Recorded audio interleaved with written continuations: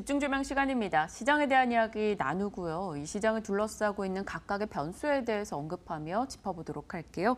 오늘 유진투자증권 명동지점 김영재 부장과 함께합니다. 부장님 안녕하십니까? 네, 안녕하십니까? 네. 어제 시장 정말 너무했어요. 이 종가 확인하고 많은 분들이 정말 깜짝 놀라셨을 것 같은데요. 코스피 4%, 코스닥 5%, 뭐 일각에서는 코스피 왜 하필 4.44%냐, 444 기분 나쁘다 이런 얘기까지 나올 정도였습니다. 시장 10월 들어 오른 날이 없네요. 어떻게 판단하고 계십니까? 네, 일단 뭐 한 주간 동향에 대해서 좀 약간 점검을 좀 해드린다면 지금 한 주간 코스피는 지금 144포인트 떨어져서 6.4% 정도 하락을 했고요.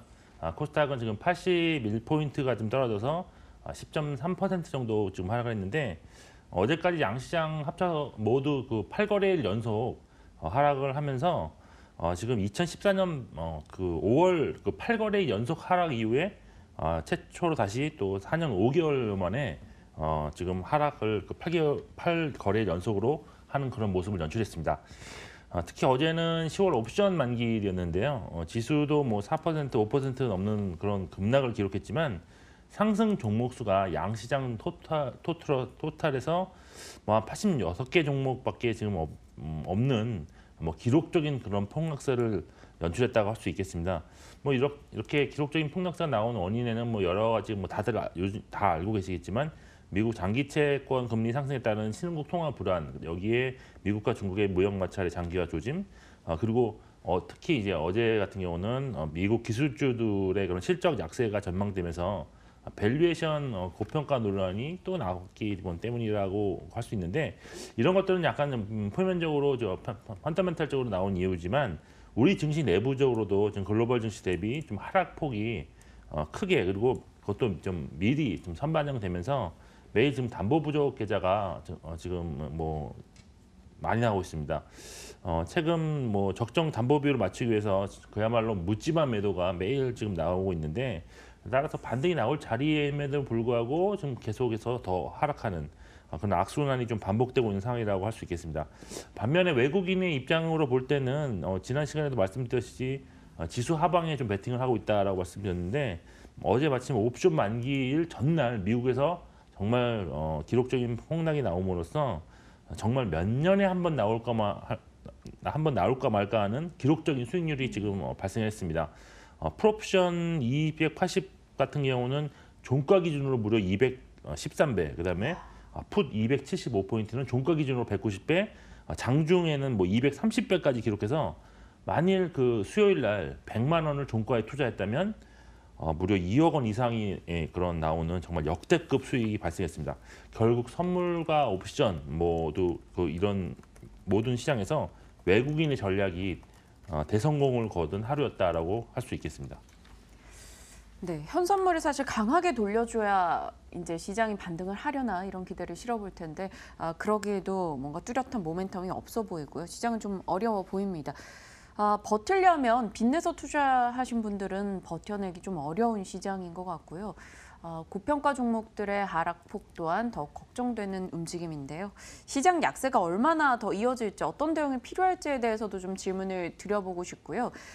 사실 중국의 환율 조작국 지정에 대한 우려감이 있었잖아요. 조금 전에 블룸버그 통신에서 뭐 2명의 익명의 제보에 따르면 하면서 보도를 했습니다. 환율 조작국 지정을 않을 것이다라고 이야기를 했는데, 사실 재무장관이 어떤 선택을 내릴지는 지켜봐야 되는 거고요. 관련한 이야기까지 같이 포함을 좀 해주세요. 네, 일단 뭐 시장의 전망에 대해서 잠깐 말씀드려보면 사실 반등이 뭐 오늘 나온다, 뭐 내일 나온다 이런 거를 좀 확신할 수는 없는 그런 시장 상황이라고 할 수 있겠습니다. 그렇지만 기술적으로 봐더라도 아니면 기본적 분석상으로도 지금 자리에서 매수하면 수익이 날 확률이 매우 높다라고 할 수 있습니다. 우선 어제까지 8거래일 연속으로 좀 하락을 했는데 2010년 1월 이후에 9거래일 연속으로 하락한 날은 단 한 번도 없었습니다. 또한 기술적으로 대세 그 지지선이라고 좀 뭐 할 수도 있는 200주간 이동평균선을 기준으로 일단 코스피는 그 200주간 이동평균선을 살짝 좀 하회하는 그런 상태가 됐고요. 또한 코스닥은 상당히 지금 근접해 있는 그런 상황이기 때문에 결국에는 기술적으로도 반등하는 구간에 진입을 했다라고 볼 수가 있습니다. 기술적으로도 그렇지만 기본적 분석상으로도 지금 뭐 코스피 지수가 PER이 뭐 8배 그리고 PBR이 뭐 1배 미만에서 지금 형성되어 있어서 미국에 비하면 뭐 절반도 안 되는 그런 밸류에이션 수준을 좀 보이고 있기 때문에 저평가 수준이라고 뭐 확신을 뭐 할 수 있는 그런 상황입니다. 그렇지만 단기적으로는 뭐 시장 내부적으로 그 신용 담보 부족에 따른 그런 반대 매매를 피하기 위한 그런 매도가 지속적으로 나타나고 있기 때문에 사실 뭐 지금 제가 좀 파악하고 있는 거로는 수요일보다도 어제죠 목요일 날 담보 부족 계좌가 무려 2배 이상 지금 발생했기 때문에 오늘 또는 월요일까지 그 매물 소화 과정은 한 차례 더 있을 가능성이 매우 높다라고 말씀드릴 수 있습니다. 말씀하셨듯이 그 환율 보고서 결과에 좀 주목을 할 필요가 있는데 사실 뭐 15일 날 발표되는 이번 환물 보고서에서 중국이 좀 환율 조작국으로 편입될 가능성이 좀 있다라는 그런 내용이 많이 지금 나오고 있습니다. 사실 환율 조작국이라는 것은 그 자국의 그런 제품 가격 경쟁력을 확보하기 위해서 자국 통화 가치를 인위적으로 지금 조작하는 그런 나라를 지정하는 것인데요. 아직까지 트럼프 행정부 들어서는 환율 조작국으로 지정된 나라가 없었기 때문에 만일 중국이 이번에 환율 조작국으로 지정된다면 그 파급력은 조금 크지 않을까라고 좀 생각해 볼 수 있습니다. 그래서 따라서 단기적으로는 불안감으로 인해 좀 악재로 작용할 가능성이 높다라고 보이지만 그렇지만 좋은 소식도 있는데 제가 어제 좀 찾아보니까 네. 과거 환율 조작국으로 지정되었던 나라들 뭐 예를 들어서 한국도 그랬고 뭐 대만, 일본 사례를 보면 환율 조작국으로 지정되면 자국 통화 강세로 전환되면서 증시가 크게 상승한 경험이 있었다는 점을 좀 발견을 했습니다. 그래서 오히려 장기적으로 볼 때는 증시에 긍정적인 역할을 할 수 있는 가능성이 있다고 봅니다. 즉 단기 충격 이후에는 장기 상승 가능성이 있는데 그래도 환율 조작국으로 지정하지 않는 것을 더 긍정적인 재료로 받아들일 확률은 더 높다라고 볼 수 있습니다. 그럼 일단 그리고 나서 이제 일단 반등이 나오기는 뭐 언제든 간에 나오긴 하겠는데 그럼 어떤 형태로 나타나냐에 대해서는 지금 사실 전문가들의 의견이 거의 뭐 공통적으로 나오고 있는데 일단 급락을 경험한 투자자들이 이번 급락을 경험했기 때문에 반등이 나올 경우에는 현금화하려는 그런 경향이 좀 강할 것이다라는 그런 의견이 대부분입니다. 따라서 그리고 좀 특별하게 단기적으로 호재가 나올 가능성이 좀 크지 않다는 점에서 진짜 뭐 V자 반등보다는 일정 부분 반등 후 좀 횡보하는 모습이 나타날 가능성이 더 높다라고 할 수 있겠습니다. 그리고 제가 그 거의 한 달 전이죠. 9월 옵션 만기 이후 그 다음 날 방송에서 투자자별 옵션 포지션이 좀 참고할 필요가 있다라고 말씀드린 적이 있는데 제가 어제 그것을 좀 리뷰를 해보니까 상당히 외국인만 따라 있으면 이번 시장에서 절대 피해를 보지 않았다라는 것을 발견할 수 있었습니다. 사실 그때 9월 만기까지는 외국인은 그 상방향으로 베팅을 했고 9월 만기 직후에는 양매수 그러니까 위로든 아래든 어떤 방향으로 가든 간에 그 변동성이 크게만 나오면 이익을 보는 그런 포지션을 구축했는데 그 이후 뭐 외국인은 이제 상방으로 사방으로 전환을 한 상황이었고 개인은 계속 상방으로 베팅했습니다. 그렇지만 어제 같은 경우 이제 결과를 보니까 하락 쪽으로 베팅을 한 외국인이 역시 큰 성공을 거뒀다는 것을 발견할 수 있었고 이제 그래서 그런 걸 좀 참고해 보실 필요가 있는데 어제 이제 10월 만기 이후에 11월 이제 다가오는 11월 만기에서는 외국인은 역시 양방향으로 지금 베팅을 하고 있습니다. 그 코스피 200 지수 기준으로 255 이하 그리고 290 이상으로 지금 베팅을 지금 양방향으로 하고 있었고요. 반대로 개인은 지금 하방 베팅인데 277.5포인트 이하에서만 좀 수익이 나는 구조로 지금 포지션을 구축을 했습니다. 그리고 특이한 점은 어제 그 외국인 같은 경우가 12월 그런 선물 만기물을 그제까지는 일반 계약 이상 크게 좀 매도를 한 상태였는데 어제 환매를 많이 하면서 이제는 390계약만 누적으로 순매도를 했다. 따라서 지금 이제는 하방 쪽으로 베팅하는 포지션은 조금 더 이제 중립적으로 변했다는 것이 좀 참고하실 만한 그런 사실입니다. 이런 것을 종합해 본다면 외국인은 아직까지 방향성은 뭐 확실하지는 않고 개인은 지금 하락 쪽에 베팅하고 있다는 점에서 일단은 개인보다는 외국인의 그런 선물 포지션에 좀 더 참고를 하셔야 될 것 같습니다. 일단 뭐 추후에 외국인의 포지션 변화가 있지만 이 시간을 통해서 다시 알려드리도록 하겠습니다. 어제 장중에도 사실 외국인의 선물 포지션 보면서 좀 나아지나 했다가 다시 폭락을 경험하고 좀 혼란스럽기도 했었는데요. 앞으로 외국인의 수급 포지션을 잘 보시면서 여러분도 좀 방향을 점쳐보시길 바랍니다. 지속적으로 김영재 부장께서도 이에 대한 언급을 주신다고 하니까요. 저희 기다려 볼게요. 이제 부장께서 보고 있는 10월의 종목들, 섹터 이런 얘기 좀 해보죠. 현재 흐름은 어떻게 진행이 됩니까?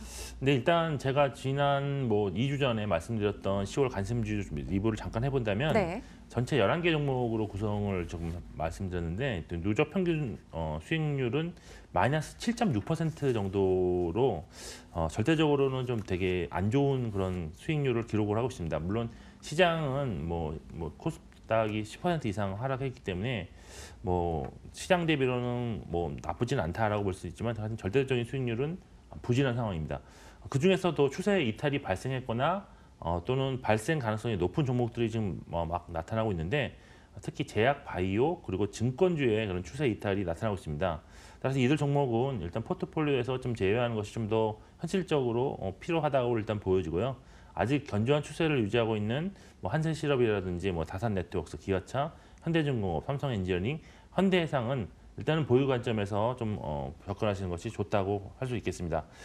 그리고 최근 많은 업종들이 시장 하락과 더불어 하락을 했지만 개인적으로 지금 간식 업종들 중에서 많은 하락을 보였던 업종은 좀 화장품 업종이라고 저는 보고 있습니다. 대장주 아모레 퍼시픽이 10월에만 무려 24.3%를 하락했고 이치한볼이 25.5%, 그리고 조그만 종목인 제닉이 한 28.8% 정도 하락을 했습니다. 아무래도 중국 국경절 기대감이 좀 있어서 10월 초반에는 약간 상승하는 모습이 나왔지만 실망감이 더해지고 여기에 중국의 그런 소비 둔화 전망이 좀 나오면서 더 깊이 하락한 것으로 일단 볼 수가 있겠습니다. 따라서 만일 시장이 반등이 나온다면 낙폭 과대에 따른 매물 공백 차원에서 단기 접근이 가능한 업종이라고 일단 저는 볼 수 있다고 봅니다. 또 이번 하락에도 견조한 주가 흐름을 보이는 업종이 있는데 엔터 업종이 상당히 견조한 흐름을 보였습니다. 10월 들어서 JYP 엔터가 4.4% 정도밖에 하락하지 않은 것을 포함해서 SM도 9%대, 그다음에 YG 엔터도 한 10% 정도 하락을 함으로써 상대적으로 매우 양호한 주가 흐름을 보여주었습니다. 따라서 반등이 나타날 경우에 견조했던 종목에서 좀 시작할 가능성도 있기 때문에 이들 종목들도 관심권에 두는 그런 전략이 좀 필요하다고 좀 판단하고 있습니다. 네, 부장님 저희가 지금 시간이 없는데요. 전략과 종목 얘기 중에 하나만 선택해서 해주신다면 어느 쪽 해주실까요? 예, 전략 간단히 얘기를 오늘 같은 경우 전망을 해본다면 일단 시장은 자체적으로 움직이기보다는 글로벌 증시와 연동하는 그런 움직임이 더 강하게 나타날 것이다라고 네. 볼 수가 있겠습니다. 그렇지만 미리 우리나라 증시가 선반영된 그런 미리 빠졌다. 그다음에 급매물이 어제까지도 많이 좀 소화된 경향이 있기 때문에 오전에 시초부터 약세는 좀 불가피하다고 보이지만 상대적 흐름은 그나마 좀 양호하지 않을까라고 저는 판단을 하고 있습니다. 일단 외국인 주도 증시 상황이 지속되고 있기 때문에 원달러 환율 및 외국인 매매 방향성에 주목하시면서 시장에 좀 대응하는 자세가 좀 필요하다고 일단 판단하고 있고요. 아직 담보 부족 물량이 지속적으로 출회될 가능성은 아직도 있다라고 보고 있기 때문에 추가적 하락 가능성도 분명히 있습니다. 따라서 그에 따른 담보 비율 하락에 좀 염두를 좀 두시면서 리스크 관리에 중점을 두는 그런 전략이 좀 필요하다고 보여지고 앞서 말씀드린 대로 반등은 언제든지 나타날 수 있는 그런 상황이기 때문에 또한 최근에 단기적으로 급락이 좀 심하게 나타났다는 그런 점을 감안한다면 의외로 초기 반등이 좀 강하게 나타날 수도 있습니다. 따라서 추가적으로 하락할 때에는 분할 매수 관점으로 접근하는 것도 일단 좋다고 저는 판단을 하고 있습니다. 네, 어느 정도 담보 부족 물량들을 좀 소화해 나가는 과정들이 필요할 것이다 이야기 주셨고요. 더 크게 밀린다면 분할 매수 관점으로 좀 대응해 보는 것도 시장에 대해서는 괜찮을 것 같다 이야기 주셨네요. 유진투자증권 명동지점 김영재 부장과 오늘 전체적인 시장에 대한 흐름 짚어봤습니다. 말씀 고맙습니다. 어느덧 마칠 시간이 다 됐습니다. 한 주 마무리하는 금요일장 이제 또 시작을 앞두고 있는데요. 오늘장에 대해서 또 우려 섞인 목소리가 많으실 것 같아요. 그리고 이번 주 내내 저가 매수 해볼까 하셨던 분들은 결국 손실폭을 키운 움직임이 되지 않았습니까? 일단 매수하기에는 조금 섣부른 움직임은 지양해 보시는 건 어떨까 싶네요. 이어지는 시간에서 다시 새로운 전략 들고 인사드리겠습니다. 시청해주신 여러분 고맙습니다.